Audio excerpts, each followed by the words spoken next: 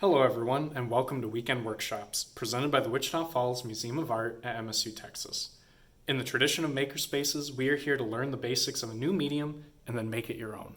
Today, we are doing screen printing. Screen printing is a style of printmaking where a stencil is made out of a screen by filling holes in the mesh to block them, leaving areas to be printed open so ink can be pushed through, transferring the design onto paper or fabric. You've probably seen examples of printmaking in t-shirts, as most printed t-shirts these days are made using this method. And while traditionally screen printing involves a much more involved process, today we're going to be exploring a method that uses materials that are a little bit easier to find. You'll notice I have some screen printing mesh. This is very easily found online. They usually sell it in rolls of about 3 yards, pretty affordably. We are going to be using an embroidery hoop, just any embroidery hoop that you would find at the store. I like using bigger ones. It gives you a wider area with which you can create a design on. I use scissors to cut out the screen printing mesh. It goes through really easily. Today we are going to be using Mod Podge in order to actually create our design on the surface. I also have a pencil so that I can take care of my design before I actually start to fill in any of the holes in the mesh. I have some screen printing ink. This screen printing ink is meant for paper. They also make screen printing ink designed for fabric. So depending on what kind of material you're trying to print on, that's how you're going to choose your ink. But I am printing on paper today, so this is what we are going to be using. I'm going to be using a palette knife just to scoop some of the ink out of the jar. I have some tape. We will get to that in a little bit. And today, instead of using a regular squeegee, I'm going to use a piece of cardboard just to illustrate that you can really do this with all sorts of materials that you have at home. So the first step in creating your screen for screen printing is we need to come up with a design. For today, I'm just going to be using the Wichita Falls Museum of Art logo. Pretty simple, pretty straightforward. And more importantly, with screen printing, it offers a light area and a dark area. Unless you start getting into using multiple screens, you're really only going to be able to print using one color. Okay, so let's get our screen prepared so that we can get a design put on it. I'm going to take apart the embroidery hoop into the two sections. And what I like to do is you have your outer ring and you have your inner ring. I like to take the outer ring and just set it to the side. Take your inner ring, put it down on the table. Lay your fabric over top of it. And then take your outer ring and push it down on top. So from here, we need to tighten the ring. And don't worry about it if it has a few wrinkles in it at first. Because what we're going to do is once you have it secured in place, I'm going to go around the entire perimeter of the ring. And I'm pulling the screen printing mesh nice and tight. Because you want this fabric to be nice and taut all the way around. I like to start and finish at this tightening mechanism, just so I don't lose track. Give it another tighten. Okay, and now we have our screen printing mesh mounted inside of an embroidery ring. So this is going to help keep this tight.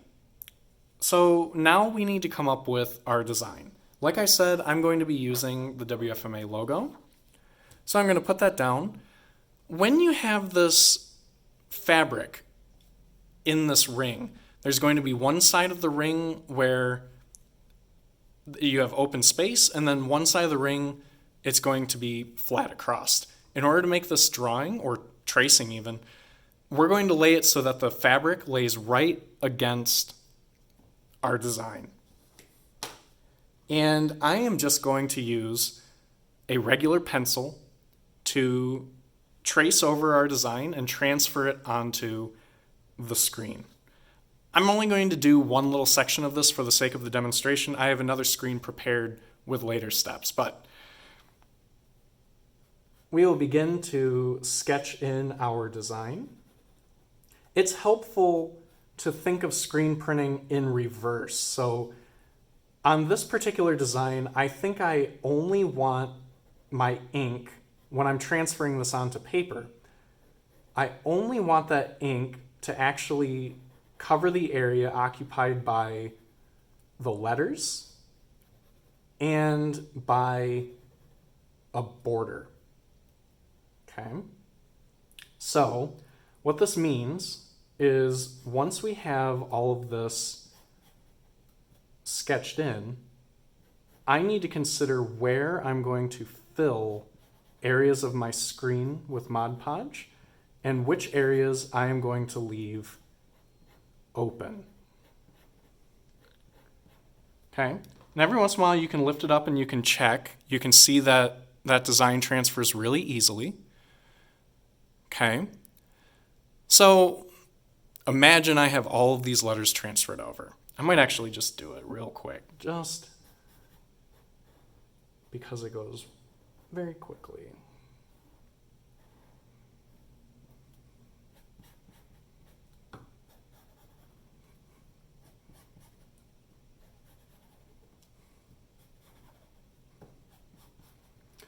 So like I was saying, when we are filling in these holes in the mesh, we have to consider it as blocking out any areas that we don't want the ink to actually transfer through. And so any areas that we want the ink to transfer through, we are going to leave those areas completely unaffected. Okay, so we're making a stencil. So we have our design transferred onto our screen. Now we need to start filling the holes in the screen so it can truly act like a stencil. And the way how we're going to do this, remove our original design. I'm going to flip this over.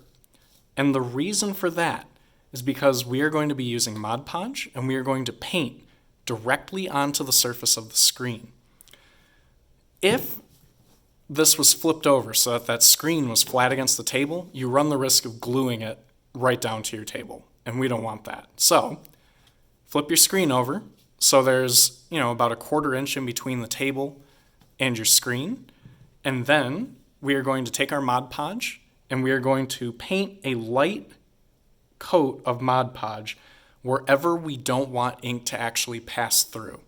Okay, get this open.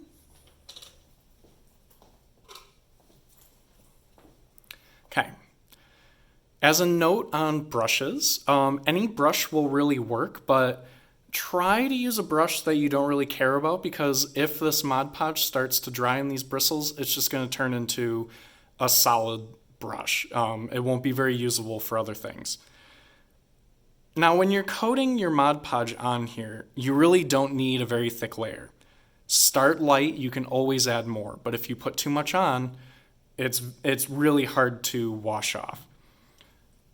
So I want to leave the letters unaffected so that when I pass ink over top, the ink will be free to go through. So I'm going to go in and paint around all of the letters. Sometimes I think it's helpful to put some Mod Podge down and then pull away from the lines that you don't want to affect. But just try to get a nice, even layer of Mod Podge across the surface. This mesh is very sensitive to being filled with Mod Podge. If you get a little bit of Mod Podge in an area, you are going to immediately start filling the holes of that area. Okay? And you may notice as I am painting this Mod Podge on, there's a little bit of flex in that mesh. And what that means is as you are coating this mesh in Mod Podge, every time it flexes down a little bit like that, it's actually pulling the mesh out of the ring. So occasionally as you're doing this, go back around and pull that mesh tight again. The screen printing mesh is pretty slippery, and these embroidery rings don't really like to hold on to them as easily as, say, like a quilt. So every once in a while, just kind of check it. Start and finish at your tightening mechanism so that you can make sure that everything is kept nice and tight. And then you can continue to place Mod Podge onto your design. And you're just going to keep on doing this until you have filled all of the areas that you don't want ink to actually pass through. And what you'll end up with is something like this. I made this screen this morning, so it's had a little bit of time to dry. You can see which areas are more clear and which ones are clouded, indicating where that Mod Podge has been placed and the areas that have been unaffected. So I've painted all around all of these letters, and I've painted around the border. Basically, once, whatever color we choose to print in, I'm just going to print in black today. Whatever color we choose to print in is going to pass through this screen onto a piece of paper, and it's only going to transfer black through the letters and through the rectangular outer border and these lines separating the letters. Okay, so you may also notice I have tape all the way around the edge. You could go in and fill the entire screen with Mod Podge to prevent, ink from passing through any areas that you don't want it to go through. But if you want to save on some Mod Podge, and then if you don't want to wait for it to dry, painter's tape works really well for also blocking this ink from passing through. Okay? So, at this point, now we need to get some paper. You can use all sorts of paper for this. I probably wouldn't use, like your regular printer paper, copy paper. It's a little too light and the ink might make the paper warp. So I like printing on cardstock. I like printing on watercolor paper. I like printing on printmaking paper, Bristol board. There are tons and tons of options for this. But once you have your design, everything's prepared, your screen is nice and tight, your Mod Podge is dry, your area has been isolated with tape, it is now ready to take your screen, right? So you have your side of your screen that's got a little bit of a gap, and then the side that's going to sit flush. You're going to take the side that sits flush to the table, lay it down on your piece of paper, arranged however you feel is best. And then we are going to take some ink. And what we're going to do is we're going to scoop some ink out. We're going to lay a line of ink all the way across this one side, wide enough to cover the entire width of your design. Once we have a line of ink here, we are going to take our squeegee, or squeegee alternative, in this case, piece of cardboard, and I'm going to draw the ink across the design.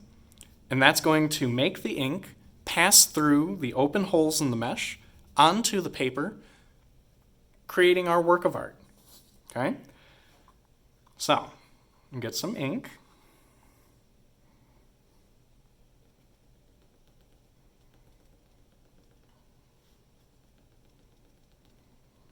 Now the goal of this is we want to try and transfer our entire design, filling all of the holes in one swipe. Okay? So, screen is held in place, that paper isn't going anywhere. I'm going to start with my squeegee, just pass the ink, pass it over the design, and then I'm going to lift it up, peel the paper off of the screen, and we're going to see how we did.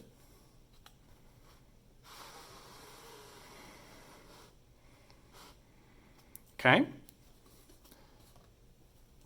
let's see how our design turned out. Not bad. Pretty good transfer for the first try. It was a brand new screen. Now, when we look at the print that we just pulled, you'll notice all of these marks, right? Every little dot is from an area of the screen that wasn't actually filled with Mod Podge. This is perfectly okay because we can always go in with more Mod Podge and fill our screen in any areas that might need to be touched up. It's pretty forgiving. Areas like this, I probably went a little bit heavy with my ink, but for a first pull, definitely not bad.